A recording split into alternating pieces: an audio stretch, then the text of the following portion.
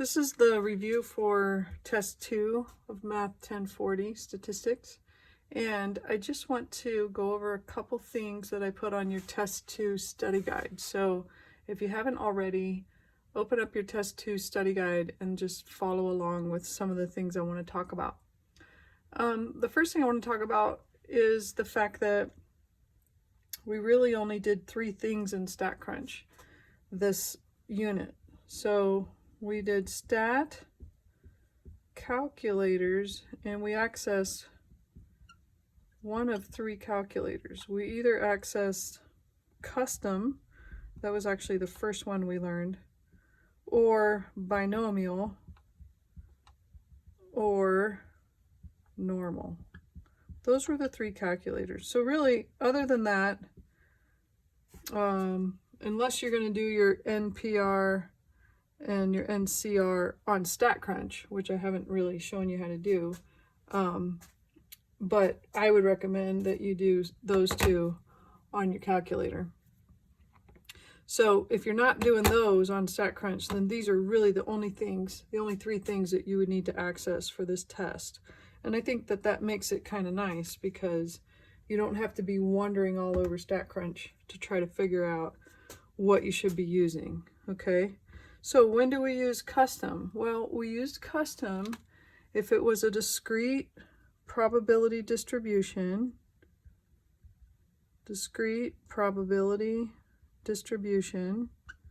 okay? Or sometimes they would use the words expected value, like the insurance company had the life insurance on the girl or whatever, right? So they would, if they don't say discrete probability distribution, they may say expected value. So either of those would have you use the custom calculator on StatCrunch. For binomial, they will say it is a binomial probability. They may use the word experiment instead of distribution, but that's fine. Binomial probability experiment. They're basically going to say the word binomial in the question, with the exception of, there was one question about smokers, do they smoke before they're 18 years old? And that one was implied. You had to be able to read that question and know that it was a binomial distribution. So how would you know that? Well, you'd read it and you'd ask yourself, did they say discrete? No. Did they say binomial? No. Did they say normal? No. So then what is it? Then I need to try to match it with other information that I have. The binomial probability experiment had 4 criteria, I believe. One was that you had to have a fixed number of trials. So in that particular problem, they talked about that they interviewed a certain number of people, right? Like they knew ahead of time, this is the number of people they were going to interview.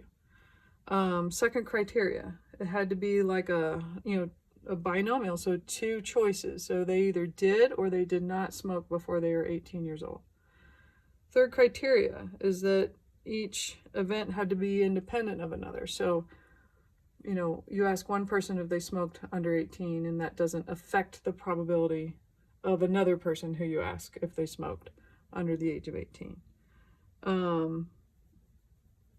And then the fourth one is that you had to have an equal probability for each person that you asked. And I think they had given you the probability was such and such. So it didn't change from one person to another. So it met that criteria, and that's how you would know to use the binomial. In addition to that, if you tried to open up the custom or normal calculators, you really wouldn't be able to, fill them out. You wouldn't really have the correct information to fill them out. So hopefully you'll figure that out. I think that was the hardest question because it really did not explicitly say one of these 3 words. All right, and then finally we had the normal, and that was because it was a normal probability distribution. So you would look for the word normal in there, and then that would prompt you to use the normal calculator. Okay, so let's go to a concept that's pretty difficult for most people. Can you create a sample space of 2 people who are randomly selected and about 17% of the population is math-phobic? So if 17% of the population is math-phobic, which I believe it's more, then we have 83%, right? Because these two have to total 100%, who are not math phobic.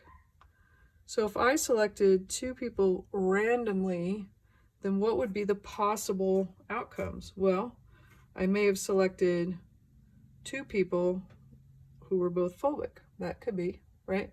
I just randomly select two people. They both happen to be phobic. That's one possibility. I could select two people and the first one is phobic and the second one is not.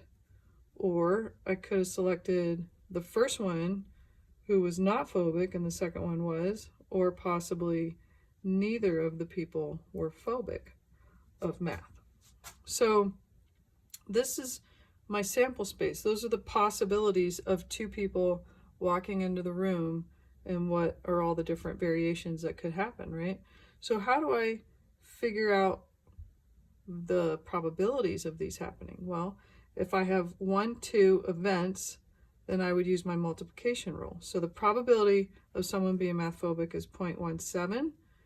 This person math phobic is 0.17. I would multiply those together and I would get an answer, right? What is 0.17 times 0.17? I get 0.0289.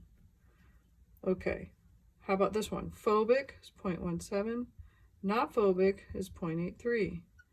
What do I get there? 0.17 times 0.83 is 0.1411. This one would be 0.83 for not phobic times 0.17, which is 0.1411. And this would be not phobic and not phobic. 0.83 times 0.83 would give me 0.6889. What do you think would happen if I added all these up? Yep, I should get 1, right? Because it should be 100%. This accounts for all the possibilities. So if I add them up, I should get 1. Okay?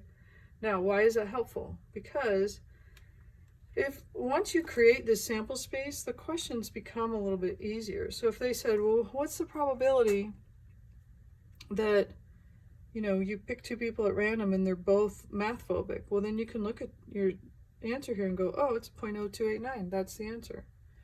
Well, what if they said, what's the probability that at least one person in the group of two is not math phobic? And this is where it gets a little bit weird, but when you can see it all laid out, it's a little bit easier to do.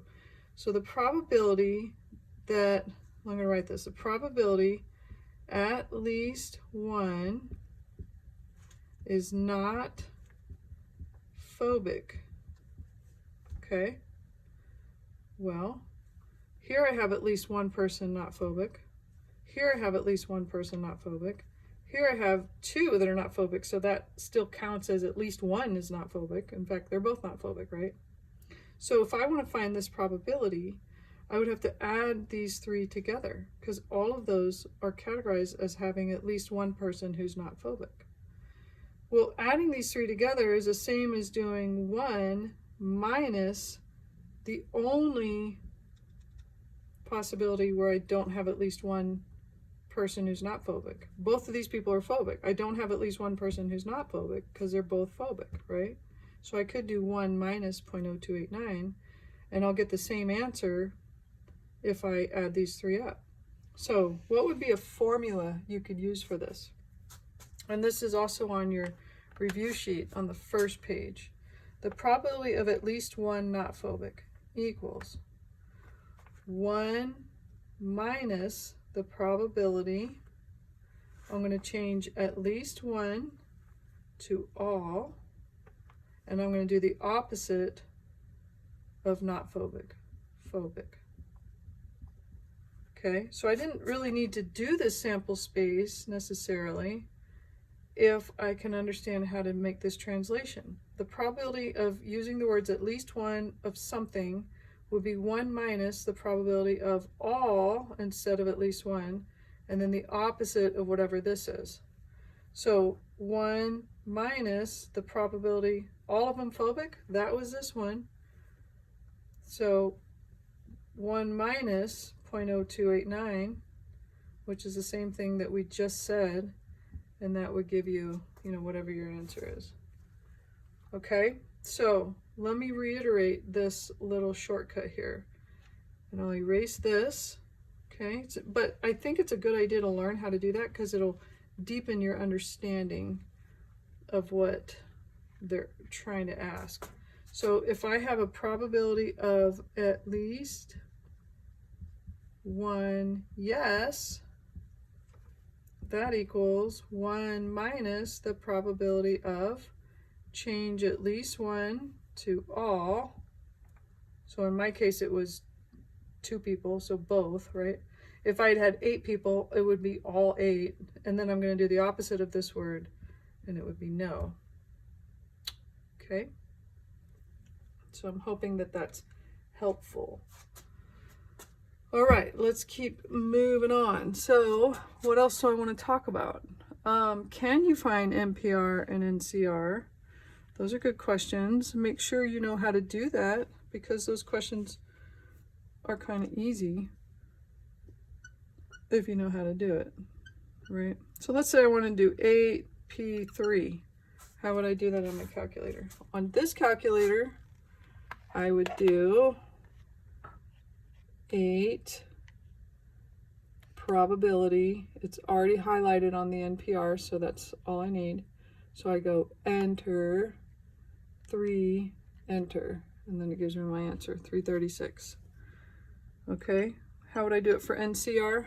So let's say I was doing AC3. I would do 8 probability. I would scoot it over to the NCR using my arrow. Enter, 3, enter, and there's my answer. So 56.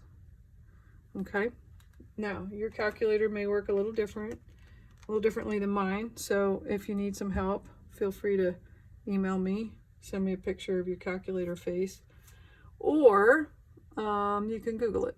That's no big deal if you want to try it that way. All right, so the last thing I want to do is talk about what words are associated with these boxes. Label as much information as you can about this calculator. So we're talking about the normal calculator, and when you pull it up on StatCrunch, you've got some things going on. You've got standard, and I talked about this in my lecture, and you've got between. So I would recommend that you go back and re-watch that lecture. I think it was 7.2. Because I'm probably more thorough there than I will be here today. But anyway, the most important stuff is, let's see, we've got, that's the mean, standard deviations, right? 1, 2, 3 away, -1, -2, and -3. Okay, and they've got something shaded. The red is what it's solving for you. It's finding the area in that red space. Okay, so we have mean, we have standard deviation, right? Excuse me. What is the default in this? Well, the default is 0 and 1. When would we use that? I don't know why my pen isn't working. Okay, anyway, it's 0 and 1. We would have a mean of 0 and a standard deviation of 1 if we were using z-scores, right? So a z-score, by definition, has a mean of 0, standard deviation of 1. Okay, so we would leave those populated the way they are. So then it says the probability that x is, and then you have a choice of less than equal to, greater than or equal to, and then a number here, right? Probability whatever equals this. Okay, so here's what's important. This is where you put in your, right here, your x scores or your z scores. Now, it would be nice if StatCrunch changed the letter to a z when you're using z-scores, but it doesn't. So you just have to know that whether you're in z-scores or x-scores, it's still going to read x here because that's a fixed part of this calculator, okay? So how do I know I'm in z-scores? Because my mean is 0, my standard deviation is 1. I'm going to look for z in the question. And if they're using a z, then my mean is 0, my standard deviation is 1. So if the problem talks about x scores, then they will give you a mean and standard deviation for you to put in. But the score would still go here. So what's in this box? This box represents the area that's red. Okay, it's the area. But they use other words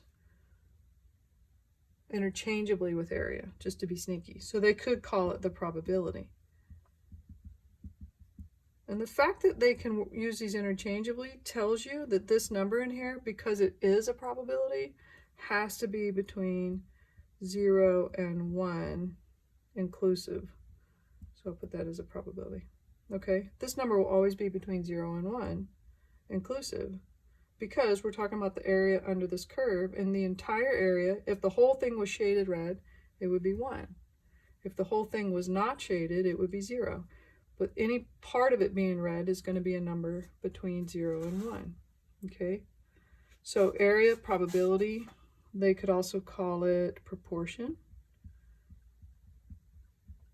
So what you're looking for is in the problem, when they're asking the question, if they're asking any one of these words, then you have to put this number in to get this answer out.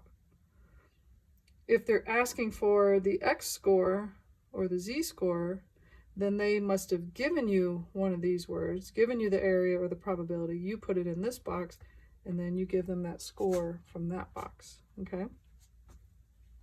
What else do they use? Percentile. What else? Z sub alpha. What do we need to remember about percentile? The red needs to be on the left side. And if I'm doing something like 11th percentile, if I already know it's the 11th percentile, then I would put a 0.11 in the percentile box. Because remember, this always has to be between 0 and 1. You can't put 11 in there. You could put 0.11 in there. Okay. Z sub alpha, what do we need to remember? The red needs to be on the right. Okay, so if they give me Z sub 0.84, then I'm gonna, where does the Z sub score go? In here. Why? Because this is only Z and X scores. The Z sub alpha is not the same thing as a Z score. So I would put 0.84 there, and then it would give me my associated Z score with that.